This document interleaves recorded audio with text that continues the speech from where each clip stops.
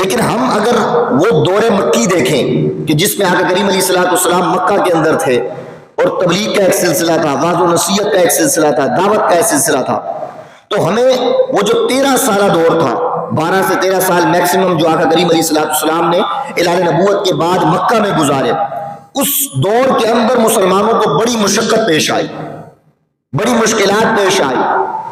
اس دور کے اندر، اس زمانے کے اندر اسلام کے ماننے والے جو ہیں وہ بہت کم تھے اور کمزوری تھی ان کے اندر، وہ طاقتور نہیں تھے، مالی لحاظ سے ہو یا افرادی لحاظ سے ہو یا کسی بھی لحاظ سے ہو، وہ طاقتور نہیں تھے۔ یعنی کہ مکی دور کے اندر جس نے کلمہ پڑھا تو یقینی طور پر وہ جانتا تھا کہ اگر کلمہ پڑھ کے میں نے مصطفیٰ کی غلامی اختیار کر لی ہے تو میری جان کا خطرہ ہو جائے گا، لوگ میرے دشمن ہو جائیں گے، مجھ سے میرا مال چھین لیں گے، مجھ سے قطع تعلقی کر لیں گے، اور ہو سکتا ہے کہ اس سے آگے بھی وہ جا سکتے ہیں، قدم اٹھا سکتے ہیں۔ تو الغرض کے مکہ کے اندر جب تک مسلمان تھے وہ اس طریقے سے کفار کا مقابلہ نہیں کر سکتے تھے، لیکن جب مسلمان ہجرت کر کے مکہ کو چھوڑ کر مدینہ چلے گئے تو وہاں پر جا کر آقا کریم علیہ الصلوۃ والسلام کے ماننے والوں کی تعداد کئی گنا زیادہ بڑھ گئی۔ تو یہ وہ دور تھا کہ ابھی تک آقا کریم علیہ الصلوۃ والسلام مدینہ میں داخل نہیں ہوئے تھے، وہاں پر آپ نے براہ راست جا کر تبلیغ کا، دعوت کا کوئی سلسلہ شروع نہیں کیا تھا، صرف آپ کے ماننے والے، آپ کی صحبت سے، آپ کی قربت سے فیض یاب ہونے والے لوگ وہاں پر جا کر دعوت تبلیغ کا کام کر رہے تھے۔ اس کا نتیجہ یہ نکلا کہ کئی سو مسلمان آقا کریم علیہ الصلوۃ والسلام کی تشریف آوری سے پہلے ہی وہاں پر موجود تھے۔ اب کفار جب تک مسلمان مکہ میں تھے تو کفار کے لیے ان کا مقابلہ کرنا، ان کو ختم کرنا آسان تھا، اور بے شمار ہمارے سامنے واقعات موجود ہیں۔ بلال حبشی رضی اللہ تعالیٰ عنہ کا وہ واقعہ مشہور و معروف ہے کہ جب انہوں نے کلمہ پڑھا، دائرہ اسلام میں داخل ہوئے تو طرح طرح کی تکلیفوں میں مبتلا کیا گیا۔ اس کے علاوہ اور بہت سے اصحاب تھے کہ جب انہوں نے کلمہ پڑھا تو ان کو طرح طرح کی تکلیفوں میں مبتلا کیا گیا، لیکن جب مسلمان مکہ سے نکل کر مدینہ میں گئے تو وہاں پر جا کر افرادی قوت بھی بڑھ گئی، مالی قوت بھی بڑھ گئی، اور ایک طرح جرأت اور بہادری بھی ان قدر بڑھ گئی۔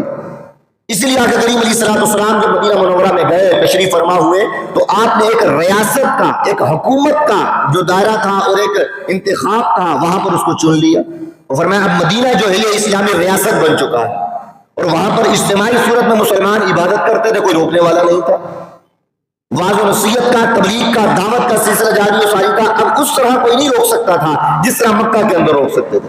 لیکن ہوا کیا، جیسے ہی مدینہ کے اندر ان کے پاؤں مضبوط ہوئے مسلمانوں کے اور حوصلے بلند ہو گئے، دعوت و تبلیغ کا کام زور و شور کے ساتھ سلسلہ بڑھنا شروع ہو گیا، تو مکہ والوں کو یہ خبر پہنچ گئی کہ وہ مسلمان جو مکہ کے اندر تھے اور وہ مغلوب تھے، کمزور تھے، ان کے پاس طاقت نہیں تھی، ان کے اندر ضرورت نہیں تھی کہ ہمارے سامنے برملا دعوت و تبلیغ کا کام کر سکے، لیکن اب مدینہ کے اندر جا کر ان کی طاقت اس قدر بڑھ چکی ہے کہ وہاں پر انہوں نے ریاست کا اعلان کر دیا، اجتماعی طور پر دعوت و تبلیغ کا کام ہو رہا ہے، نمازیں پڑھی جا رہی ہیں، عبادات کیے جا رہے ہیں، اور ان کو کوئی روکنے والا نہیں ہے اور ان کا مقابلہ کرنے والا کوئی نہیں ہے۔ تو تمام کفار نے وہاں پر، کفار مکہ نے ایک لشکر تیار کیا اور مسلمانوں کو ختم کرنے کے لیے، اسلام کو ختم کرنے کے لیے مدینے کا رخ کر لیا۔ اب یہاں سے انہوں نے لشکر تیار کیا، وہاں مدینے میں آقا کریم علیہ الصلوۃ والسلام کو اس کی خبر ہو گئی کہ مکہ سے کفار نے لشکر تیار کیا ہے اور مسلمانوں کو ختم کرنے کے لیے، اسلام کا نام و نشان ختم کرنے کے لیے مدینہ کی طرف آ رہے ہیں۔ اب آقا کریم علیہ الصلوۃ والسلام نے تمام صحابہ کو اکٹھا کیا، اکٹھا کرنے کے بعد آپ نے مشورہ لیا کہ کفار مکہ وہاں سے چل کر مدینہ کے اندر آ رہے ہیں اور ہم سے مقابلہ کرنے کے لیے آ رہے ہیں، تو کوئی کیا مشورہ دیتا ہے، اپنا اپنا مشورہ دے۔ تو بعض اصحاب نے یہ کہا کہ ہم مدینہ کے اندر رہتے ہوئے مدینہ کی حفاظت کریں گے، وہ آ جائیں گے سامنے، ہم مقابلہ کریں گے۔ بعض نے یہ کہا کہ مدینہ کے اندر رہتے ہوئے ان کی حفاظت نہیں کر سکتے، ان کا مقابلہ نہیں کر سکتے، تو ایسا کرتے ہیں مدینہ سے نکل کر جس رستے سے وہ آئیں گے اس رستے پر کھڑے ہو جاتے ہیں، وہاں پر جا کر ہم مارکا اور ایک جنگ کا میدان جو ہے وہ گرم کرتے ہیں، وہاں پر ان سے جا کے لڑیں گے، ان کے ساتھ جہاد کا فریضہ سر انجام دیں گے۔ تو تمام اصحاب اور آقا کریم علیہ الصلوۃ والسلام اس بات پر متفق ہو گئے کہ مدینہ کے اندر رہتے ہوئے، مدینہ کی حفاظت کرتے ہوئے ان سے جہاد نہیں کریں گے، بلکہ مدینہ کو چھوڑ کر ہم بدر کے میدان میں جائیں گے اور وہاں پر جب کفار کا لشکر پہنچے گا تو ان کے ساتھ ہم مقابلہ کریں گے۔ اب اس وقت تک مسلمانوں کو جہاد کی اجازت نہیں تھی، لڑنے کی اجازت نہیں تھی، لیکن جب وہاں سے خبر پہنچی کہ کفار لڑنے کے لیے آ رہے ہیں اور مسلمانوں کو ختم کرنے کے لیے آ رہے ہیں، تو رب ذوالجلال نے جبرائیل علیہ السلام کو بھیجا اور فرمایا کہ اے مسلمانوں، اب تمہیں ہم اجازت دیتے ہیں کہ تلواریں لے کر میدان جنگ کے اندر آ جاؤ، اور کبھی بھی اپنی افرادی قوت پر گھبرانا نہیں۔ ایسا نہیں دیکھنا کہ تمہارے پاس افراد زیادہ کم ہیں اور ان کے پاس ہزاروں کی تعداد میں ہے۔ ایسا نہ ہو کہ کہیں تم دیکھو کہ ہمارے پاس تلواریں موجود نہیں ہیں، ہمارے پاس تیر اور کمان موجود نہیں ہے، ہمارے پاس فوجی قوت موجود نہیں ہے اور بظاہر سامنے بہت زیادہ قوت ہے۔ تو اللہ نے فرمایا کبھی بھی گھبرانا نہیں، اس لیے کہ ہم تمہیں جہاد کی اجازت بھی دیتے ہیں اور حکم دیتے ہیں کہ بدر کے میدان میں آؤ، اور تمہیں خوشخبری ہو کہ تم بعد میں پہنچو گے، فرشتوں کا لشکر تم سے پہلے وہاں پر پہنچ چکا ہوگا۔ اب جب یہ معاملہ ہوا تو بدر کا مارکا ہو گیا، ہزاروں کی تعداد میں سامنے کفار کا لشکر موجود ہے، یہاں پر مسلمانوں کی تعداد 313 ہے، اور کیفیت کیا ہے کہ تلواریں نہیں ہیں ان کے پاس سواریاں موجود نہیں ہیں، روزے یعنی کہ رمضان کے روزے رکھ کر وہ میدان جنگ کے اندر آ چکے ہیں، کھانے کے لیے کچھ ان کے پاس موجود نہیں ہے، جس کھجور کے ساتھ وہ سحری کر رہے ہیں اسی کے ساتھ افطاری کر رہے ہیں، یعنی کہ مالی قوت کا یہ حال ہے، افرادی قوت کا یہ حال ہے اور جانی قوت کا یہ حال ہے۔ اور اس کے برعکس اگر کفار کے لشکر کو دیکھا جائے تو ہر لحاظ سے ان سے دگنا تگنا نظر آ رہا، لیکن ان کا توکل کس بات پر تھا؟ ان کا توکل تھا خدا کی ذات پر۔ ان کو پتا تھا کہ رب ذوالجلال نے اگر وعدہ کر لیا ہے اور وعدہ فرما لیا ہے کہ وہ ہماری مدد کرے گا، تو فرمایا اب ہم اپنی جانوں کو نہیں دیکھیں گے، اپنے افراد کو نہیں دیکھیں گے اور سامنے اتنے بڑے لشکر کو نہیں دیکھیں گے، بلکہ اللہ کے حکم کی تعمیل میں بدر کے میدان میں آ جائیں گے، اور ہمیں یقین ہے کہ ہماری مدد کے لیے فرشتوں کا لشکر آ جائے گا۔ اور پھر ہوا بھی ایسا، صحابہ فرماتے کہ ہم 313 تھے، لیکن جب میدان جنگ کے اندر اترتے ہیں تو ہمیں گھوڑوں کے لشکروں کی آواز آ رہی ہے کہ گھوڑے ہمارے ساتھ چل رہے ہیں، تلواروں کے کھنکھناہٹ کی آواز آ رہی ہے۔ آپ فرماتے جب میدان جنگ کے بعد بدر کے بعد ہم رسول اللہ کی خدمت میں حاضر ہوئے اور ہم نے عرض کیا کہ یا رسول اللہ، ہمیں گھوڑوں کے دوڑنے کی آواز آتی تھی، ہمیں تلواروں کے نکلنے کی آواز آتی تھی اور ان کے کھنکھناہٹ کی آواز آتی تھی، لیکن جب ہم یا رسول اللہ دیکھتے تھے تو ہمیں کوئی بندہ نظر نہیں آتا تھا، ہمیں وہ گھوڑے نظر نہیں آتے تھے۔ تو یا رسول اللہ یہ کن چیزوں کی آواز تھی، کس مخلوق کی آواز تھی؟ تو آقا کریم علیہ السلام نے ارشاد فرمایا یاد کرو رب نے تم سے وعدہ کیا تھا کہ تم بدر کے میدان میں جاؤ، اللہ فرشتوں کا لشکر نازل فرمائے گا، تو تم جو آوازیں وہ سن رہے تھے دکھائی نہ بھی دے رہا تھا، لیکن رب نے فرشتوں کا لشکر تمہارے لیے بھیج دیا۔ اب جب بدر کے اندر کفار کو شکست ہو گئی، اس کے بعد وہ واپس لوٹ گئے۔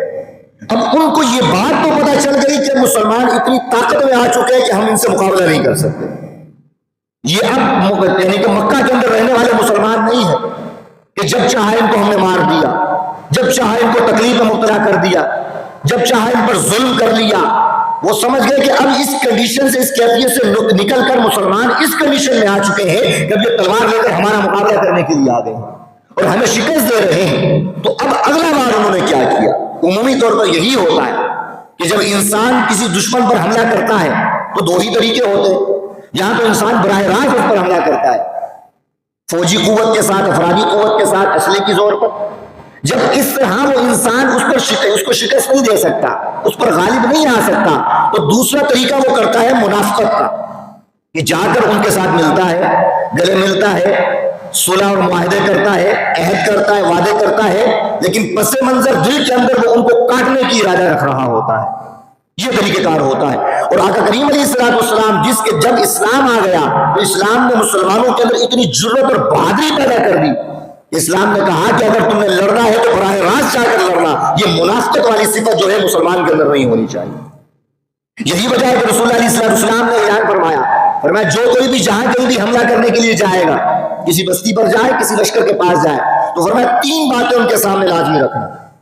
پہلی بات ان کے سامنے یہ رکھنا کہ تم کلمہ پڑھ کے مسلمان ہو جاؤ، دائرہ اسلام میں داخل ہو جاؤ تو تمہاری جان مال کا تحفظ ہمارے ذمہ ہو جائے گا، ہم تمہاری حفاظت کریں گے، ہم تمہاری جان مال کی حفاظت کریں گے۔ اگر تم کلمہ نہیں پڑھتے تو پھر جزیہ ٹیکس دینے پر راضی ہو جاؤ، جس جگہ پر تم رہ رہے ہو ابھی ہماری ملکیت میں آ گیا، تم یہاں پر رہو، اگرچہ کلمہ نہیں پڑھ رہے لیکن تم نے سالانہ اور مہینے کے حساب سے جو ٹیکس ہوگا، جزیہ ہوگا، وہ دینا ہوگا۔ فرمایا اگر وہ اس بات پر بھی راضی نہ ہو تو آخری حل یہ ہوتا ہے کہ جنگ کے لیے تیار ہو جاؤ، یا تو ہم رہیں گے یہاں پر رہیں گے۔ تو ان تینوں شرطوں کے اندر آقا کریم علیہ السلام نے کہیں نہیں فرمایا کہ اگر وہ تم سے شکست نہ کھا رہے ہو، وہ تمہارے ہاتھوں مغلوب نہ ہو رہے ہو تو تم ان سے صلح کر لینا، بعد میں صلح کو توڑ کر ان پر پر حملہ کر لینا. اس لیے کہ اسلام جو ہے جرأت و بہادری کا درس دیتا ہے اور کبھی بھی منافقت کا درس نہیں دیتا. تو یہ 3 شرائط تھی جس کی بیس پر جو بھی لشکر جاتا, جس کے ساتھ لڑنے کے لیے جاتا, یہ 3 شرائط رکھتا. جو ان 3 شرائط پر پورا آ جاتا, چوتھی شرائط کوئی ہوتی نہیں تھی. یا تو وہ کلمہ پڑھ کے مسلمان ہو جاتا, یا پھر وہ جزیہ دینے پر راضی ہو جاتا, یا پھر وہ لشکر کشی کے لیے تیار ہو جاتا اور جنگ کا مارکا پیش آ جاتا. اب جب کفار نے مکہ کے اندر یہ دیکھ لیا کہ یہ مسلمان وہ ہیں کہ جو پہلے شکست کھا رہے تھے, مغلوب تھے, مظلوم تھے, ہمارے ہاں یہ کمزور تھے, لیکن مدینہ میں جا کر یہ اتنے طاقتور ہو چکے ہیں کہ بدر کے میدان میں بڑے بڑے سرداروں کو انہوں نے قتل کر دیا. تو اب ان کو یہ پتا چل گیا کہ ان سے براہ راست ہم لڑ نہیں سکتے. اب انہوں نے دوسرا طریقہ شروع کیا, اور جو مدینہ کے اندر جو مسلمان نئے نئے مسلمان تھے, یا وہ جو یہودی تھے, یا وہ کفار جو غیر مسلم جو مدینہ کے اندر رہتے تھے, کفار مکہ نے ان کے ساتھ ساز باز کرنا شروع کر دی اور کہا کہ اب یہ مسلمان اتنے طاقتور ہو چکے ہیں, ہم ان سے ڈائریکٹ لڑ نہیں سکتے, تو لہٰذا آپ کیا کریں, آپ لبادہ اوڑھیں مسلمانوں کا اور کلمہ پڑھیں مصطفیٰ کے ہاتھ میں, اور جتنے لوگ ہمارے ہیں یعنی کہ کفار ہیں ہمارے ساتھ ساز باز جن کی ہو چکی ہے, وہ کلمہ پڑھنے کے بعد مسلمانوں کا لبادہ اوڑھ کر مسلمانوں کی صفوں میں شامل ہو جائے. اب اس کا نتیجہ کیا نکلے گا کہ جب تم کلمہ پڑھ لو گے تو کوئی مسلمان تمہاری طرف میلی آنکھ سے نہیں دیکھ سکتا. جب تم کلمہ پڑھ لو گے تمہاری جان مال کا تحفظ وہ خود کر رہے ہوں گے, لیکن پس منظر کیا ہوگا, اندرون خانہ کیا ہوگا کہ تم نے بظاہر کلمہ پڑھا ہوگا لیکن دل سے کلمہ نہیں پڑھا ہوگا.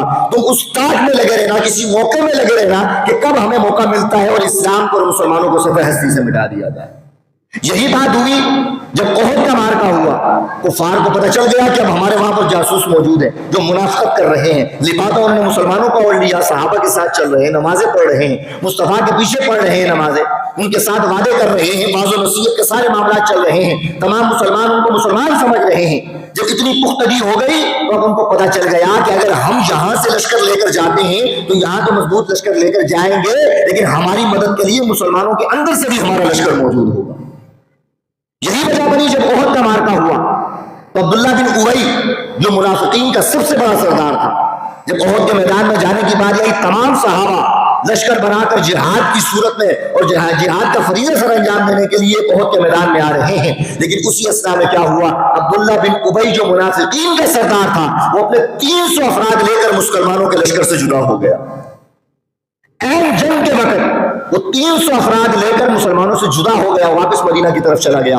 اب بظاہر مسلمانوں کو گھبرا جانا چاہیے تھا, بظاہر مسلمانوں کو پریشان ہونا چاہیے تھا کہ 300 افراد ہم سے الگ ہو گئے, 300 مجاہد 300 فوجی ہم سے الگ ہو گئے, آگے اللہ جانے کتنا بڑا لشکر آ رہا ہے کہ ہم اس سے مقابلہ کر سکتے ہیں نہیں کر سکتے. لیکن مسلمانوں کے دلوں میں یہ کبھی بھی یہ خدشہ نہیں آیا. جب وہ الگ ہو گئے اس لیے کہ ان کے علماء فرماتے وجہ یہ تھی کہ ان کے دلوں میں خدشہ یا شک و شبہ اس لیے نہیں آیا, اس لیے کہ ان کا توکل, ان کا بھروسہ افرادی قوت پر نہیں تھا, اصل پر نہیں تھا. اگر ان کا بھروسہ تھا تو خدا کی ذات پر تھا. وہ جانتے تھے کہ جس رب نے بدر کے میدان میں ان کی مدد کی ہے احد کے میدان میں بھی ان کی مدد کرے گا. تو لہٰذا نتیجہ یہ نکلا کہ احد کا مارکا برپا ہوا, اللہ نے پھر فرشتوں کو بھیجا اور مسلمانوں کو فتح یابی عطا ہوئی اور کفار شکست کھا کر واپس مکہ کی طرف چلے گئے. تو الغرض آپ کی خدمت میں جو بات عرض کرنے کا مقصد یہ ہے وہ یہ ہے کہ 2 قسم کے دشمن انسان کے ساتھ ہوتے ہیں.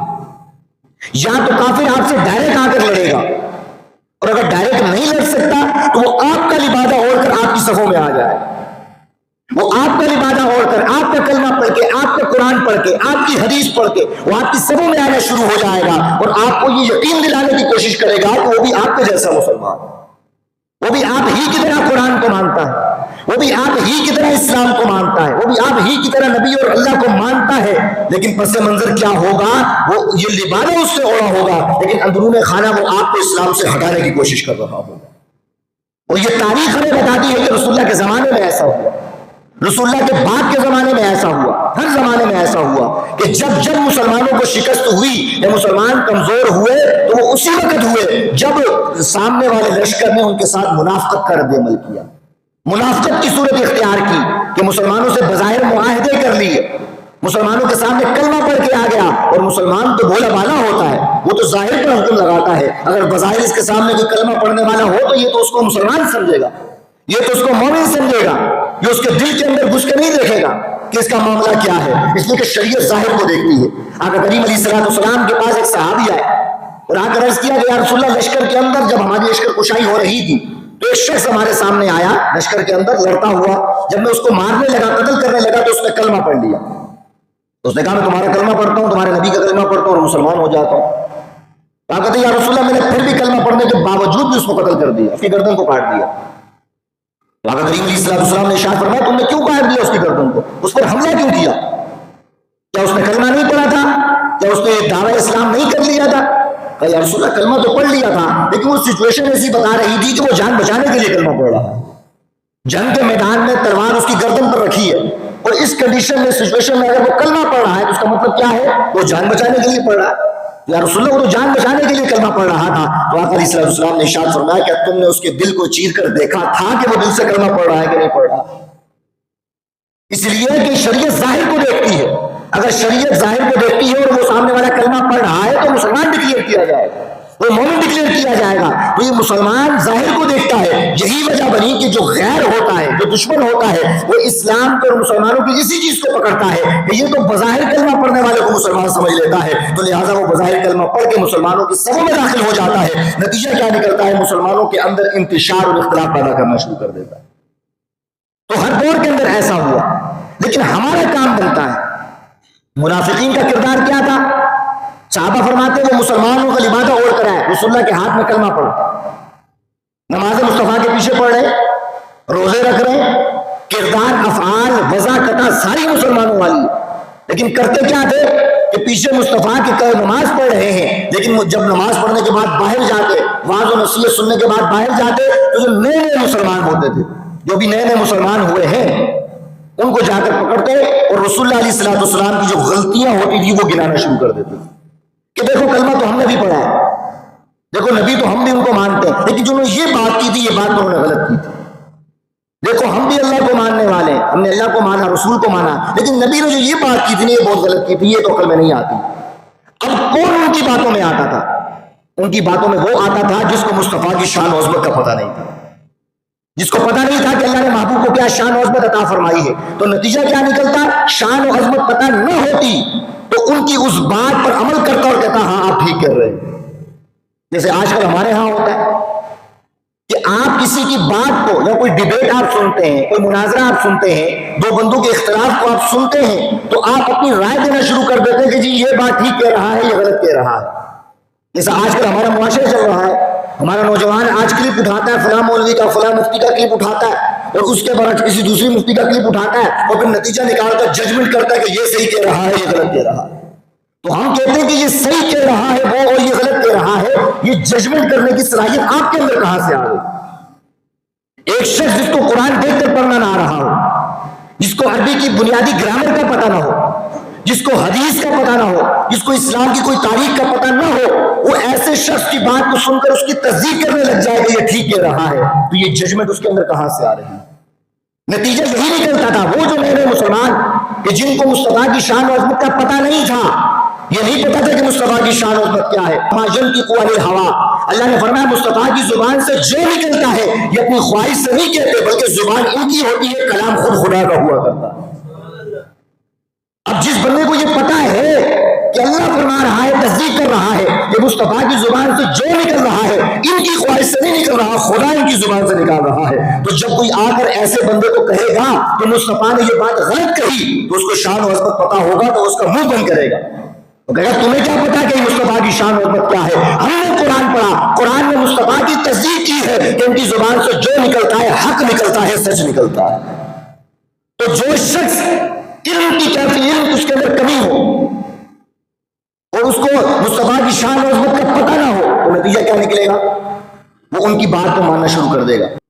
تو نتیجہ کیا نکلے گا؟ جیسا آج ہمارا نوجوان کر رہا ہے کہ آپ نے ایک بندے کی بات سنی، کسی فلاں مقرر کی بات سنی، فلاں خطیب کی بات سنی، نتیجہ کیا نکلا؟ آپ نے کہا کہ ہاں یہ ٹھیک کہہ رہا ہے.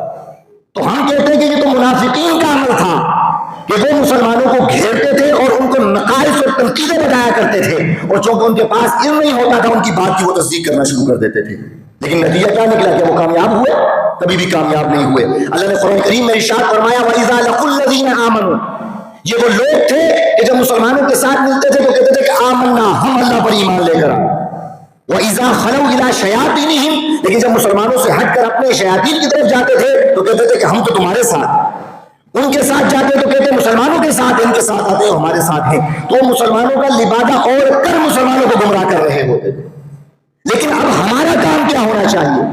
کم از کم ہمارے اندر اتنا شعور ہونا چاہیے، جب ہمیں پتہ چل گیا کہ دشمن براہ راست بھی آ کر حملہ کر سکتا ہے، ہمارا لبادہ اوڑھ کر بھی حملہ کر سکتا ہے، تو ہمارے اندر شعور پیدا ہونا چاہیے، ہمارے اندر سمجھ بوجھ اور فہم پیدا ہونا چاہیے کہ اگر ہر کوئی شخص جو ایسی وضاقتہ کا ہو، جو بظاہر ہمیں عالم نظر آ رہا ہے، جو بظاہر ہمیں مسلمان نظر آ رہا ہے، تو اس کی ہر بات پر عمل نہیں کرنا، بلکہ عمل اس بات پر عمل کرنا ہے، اس کی تصدیق اس پر کرنی ہے جس پر قرآن و حدیث اس کی تصدیق کر رہا ہو۔ لیکن ہر دور کے اندر جب بھی انسان گمراہ ہوا تو ایسے لوگوں کو سن کر گمراہ ہوا کہ جن کو دیکھ کر وضاقتہ دیکھ کر انسان نے اس کی تصدیق کرنا شروع کر دیا۔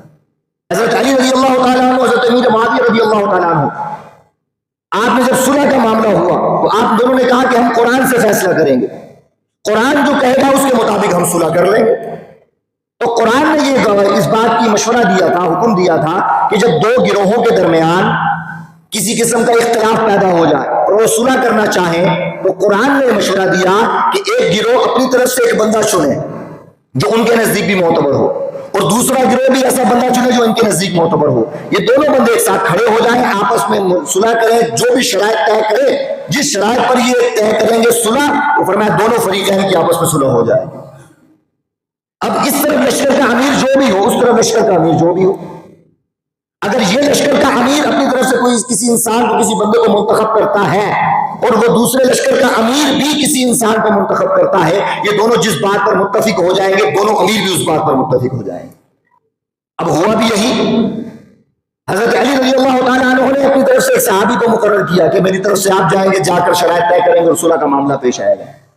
امیر معاویہ رضی اللہ تعالیٰ عنہ نے بھی یہ معاملہ کیا اور فرمایا قرآن نے یہ ہمیں کہا نا کہ اس طرح معاملہ کرو، اور وہ صلح ہو گئی۔ حضرت علی رضی اللہ تعالیٰ عنہ کے لشکر کے اندر چند لوگ کھڑے ہوئے، میں نے کہا نا کہ ایک ہوتا ہے آدمی ڈائریکٹ آ کر مقابلہ کرتا ہے، جب وہ دیکھتا ہے کہ میں ڈائریکٹ شکست نہیں دے سکتا پھر وہ لبادہ اوڑھ کر آ کر شکست دینے کی کوشش کرتا ہے۔ تو حضرت علی رضی اللہ تعالیٰ عنہ کے لشکر کے اندر سے بھی چند لوگ اٹھے اور انہوں نے کہا کہ حضرت علی رضی اللہ تعالیٰ عنہ نے قرآن کی مخالفت کر دی، اور ان کے ساتھ جتنے صحابہ ہیں سب نے جو ہے قرآن کی مخالفت کی۔ تو پوچھا گیا کیسے مخالفت کی؟ کہا اس لیے کہ حکم یہ کس نے دیا، یعنی کہ تسلیس بنانے کا، یہ ایک شخص کو مقرر کرنے کا جو حکم دیا کہ جا کر صلح کر لی جائے، یہ کس نے دیا؟ کہا اس لشکر سے حضرت علی نے حکم دیا اور اس لشکر سے حضرت امیر معاویہ نے حکم دیا۔ تو کہا قرآن پڑھ کے دیکھو، ان حکم الا للہ، کہ حکم تو صرف اللہ کا ہوتا ہے، حکم تو صرف اللہ کا ہوتا ہے۔ تو مولا علی کون ہوتے ہیں جو حکم دینے والے ہیں؟ حضرت امیر معاویہ کون ہوتے ہیں جو حکم دینے والے ہوتے ہیں؟ لہٰذا انہوں نے قرآن کی مخالفت کی، معاذ اللہ مولا علی بھی کافر ہو گئے، امیر معاویہ بھی کافر ہو گئے۔ اب یہ بندہ تقریر کر رہا ہے، لشکر اکٹھا کر کے پڑھ قرآن رہا ہے۔ میں نے پچھلے جمعہ مبارک میں آپ کی خدمت میں عرض کیا کہ آج ہمارے نوجوانوں کا بھی یہی حال ہے، یار فلاں بندہ تو ٹھیک کہہ رہا ہے، ہم نے کہا کیسے ٹھیک کہہ رہا ہے؟ کہا وہ جو قرآن پیش کر رہا ہے، وہ حدیث پیش کر رہا ہے۔ تو ہم نے کہا وہ جو مولا علی سے جدا کر کے لوگوں کو مولا علی پر کفر کے فتوے لگا رہا تھا، صحابہ کو کافر قرار دے رہا تھا، وہ بھی تو قرآن ہی پڑھ رہا تھا۔ یہ رسول اللہ کے زمانے میں بھی تو ایسا ہی تھا کہ وہ قرآن پڑھ کے تو رسول اللہ کے بارے میں نقص نکالا کرتے تھے۔ تو یہ تاریخ ہمیں بتاتی ہے، قرآن ہمیں بتاتا ہے، حدیث ہمیں بتاتی ہے، اور یہ تواریخ کے جتنے سوانح حیات لکھنے والے نے ہمیں بتا دیا کہ ہر لبادہ اوڑھ کر قرآن پڑھنے والا سچا نہیں ہوتا، بلکہ قرآن پڑھ کے لوگوں کو گمراہ کیا جا رہا ہوتا ہے۔ اب نتیجہ کیا نکلا؟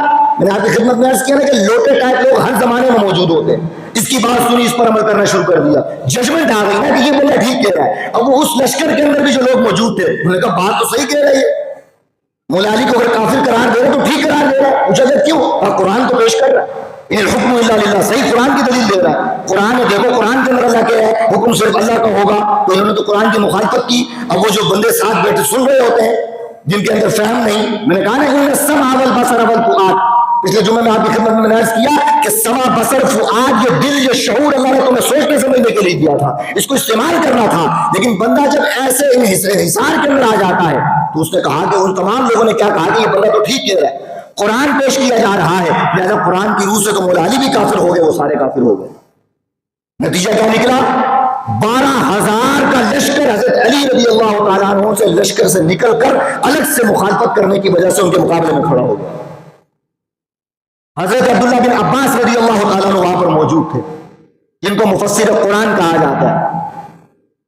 آپ نے جب پوچھا حضرت علی رضی اللہ تعالیٰ عنہ سے کہ آپ لشکر کس لیے تیار کر رہے ہیں، انہوں نے کہا کہ یہ خوارج کے خلاف تیار کر رہے ہیں، یہ قرآن پڑھ کے ہمیں کافر قرار دے رہا ہے، قرآن پڑھ کے حدیث پڑھ کے ہمیں مشرک قرار دے رہا ہے، تو لہٰذا ان کے خلاف ہم جہاد کریں گے، ان کو قتل کریں گے، صفحہ 80 سے ان کا وجود مٹا دیں گے. انہوں نے کہا حضور ایسا کریں نا، مجھے تھوڑی سی اجازت دیں، میں جا کے ان سے بات تو کر لوں. اس لیے وہ بات نہیں کرتے تھے. جب آ کر آپ ڈائریکٹ بات کریں گے تو مولا علی کے جیسا عالم سامنے موجود ہو، ان کے جیسا مفتی ہو، ان کے جیسا حاکم ہو، امیر المومنین ہو، تو کیسے ہو سکتا ہے کہ اختلاف رد نہ ہو. لیکن کیا ہوا؟ عبداللہ بن عباس رضی اللہ تعالیٰ عنہ فرماتے ہیں کہ میں نے عرض کیا حضور مجھے اجازت دیں، میں ان 12,000 کے لشکر سے جا کر بات تو کر لوں تھوڑی. حضرت عبداللہ بن عباس کہتے ہیں میں گیا اس لشکر کے پاس، خوارج کے لشکر کے پاس. وہ فرمایا ان کی کیفیت کیا تھی؟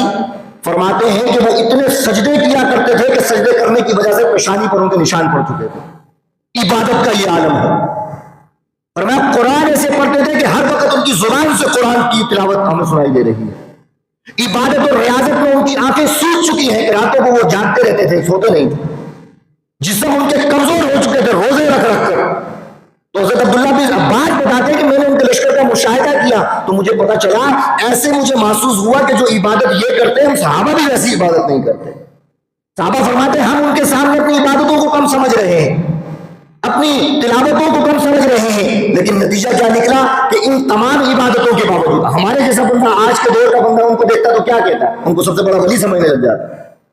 تب اس کا لبادہ دیکھو، اس کا لباس دیکھو، وہ قرآن کی تلاوت کر رہے ہیں، وہ ہر وقت حدیث پڑھ رہے ہیں، وہ ہر وقت نماز میں لگے ہیں، مجاہدہ اور ریاضت کر رہے ہیں. اس سے بڑا اللہ کا ولی کون ہے؟ ہمارے جیسا آج کے دور کا بندہ وہاں پر موجود ہوتا. لیکن عبداللہ بن عباس کہتے ہیں جب ان کے پاس میں گیا تو ان سے پوچھا کہ تم مولا علی کو کافر کہہ رہے ہو؟ کفر کا فتویٰ تم نے مولا علی پر لگایا؟ کہا ہاں لگایا. تو کہا کیا وجہ بنی، کیا دلیل ہے آپ کے پاس؟ انہوں نے کہا ان الحکم الا للہ، حکم تو صرف اللہ کا ہوتا ہے. قرآن کی آیت پیش کی نا، تورات تو پیش نہیں کی، انجیل تو پیش نہیں کی، کوئی اور چیز نہیں، قرآن پیش کیا اور کہا ان الحکم الا للہ، حکم تو صرف اللہ کا ہوتا ہے. مولا علی نے حکم کیسے لگایا؟ کیسے کس بندے کو حکم دیا کہ وہ جا کر صلح کا معاہدہ کرے، صلح کا معاملہ کرے؟ آپ نے فرمایا کہ یہ کیسے، وہ سمجھ گئے کہ ان کا ذہن کیسا ہے، کہ ان کو ورگلایا جا چکا ہے قرآن کا نام لے کر، حدیث کا نام لے کر. تو آپ نے کہا کہ اگر میں اس کی دلیل تمہیں دے دوں تو تم سمجھ جاؤ گے؟ کہا ہاں سمجھ جائیں گے. کہا تم یہ کہتے ہو ان الحکم الا للہ، حکم صرف اللہ کا ہوگا، لیکن قرآن میں اللہ نے فرمایا الیس اللہ باحکم الحاکمین. قرآن میں اللہ فرماتا ہے تمام حاکموں کا حاکم خدا ہے. تو اگر صرف خدا کا حکم چلتا تو اللہ کبھی نہیں کہتا تمام حاکموں کا حاکم خدا ہے، بلکہ اللہ یہ کہتا صرف حاکم خدا کی ذات، اللہ کی ذات ہی حاکم اور کوئی حاکم نہیں ہو سکتا. لیکن قرآن میں اللہ نے فرمایا الیس اللہ باحکم الحاکمین کہ تمام حاکموں کا حاکم خدا ہے. معلوم یہ ہوا دنیا کے اندر اختیار و اقتدار ملتے ہیں، حکومت ملتی ہے، حاکم ہوتے ہیں، لیکن اگر حقیقی اختیار کی بات کی جائے تو وہ صرف خدا کی ذات کے پاس موجود ہے. اب کیسی دلیل دی؟ عبداللہ بن عباس کہتے ہیں میں نے یہ دلیل دی تو 12,000 کے لشکر سے 2,000 کا لشکر اٹھ کر مولا علی کے لشکر میں واپس آ گیا. اب فرماتا ہوں تو سمجھ آ گیا کہ قرآن پڑھ کر یہ لوگ ہمیں گمراہ کر رہے تھے.